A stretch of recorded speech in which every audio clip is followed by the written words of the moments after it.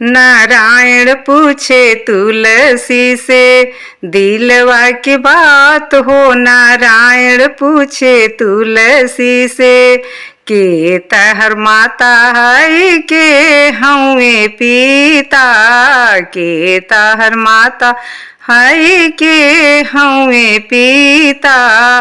कवना नगरिया में भैल बा बियाह हो। नारायण पूछे तुलसी से के कराही नम के तू भरलू जे मांग हो। नारायण पूछे तुलसी से दिलवा की बात हो। नारायण पूछे तुलसी से के कराही नामावा के कराही नामावा के भरलू तू मांग हो। नारायण पूछे तुलसी से दिलवा की बात हो। नारायण पूछे तुलसी से धरती हमरे माता है मेघ हमरे पिता।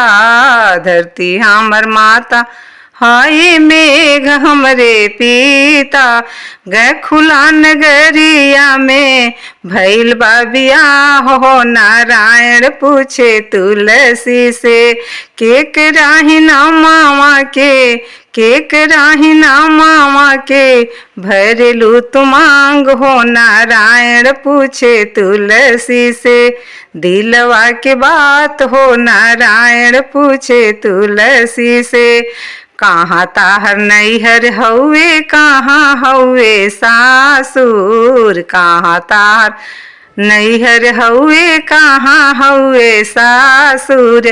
कावना कुंवर संगे भैल बा बियाह हो। नारायण पूछे तुलसी से दिलवा की बात हो। नारायण पूछे तुलसी से के कराही नामावा के भरलू तू मांग हो। नारायण पूछे तुलसी से गंगा तीर नैहर हउए जमुना तीर सासुर। गंगा पार नैहर हउए जमुना पार सासुर।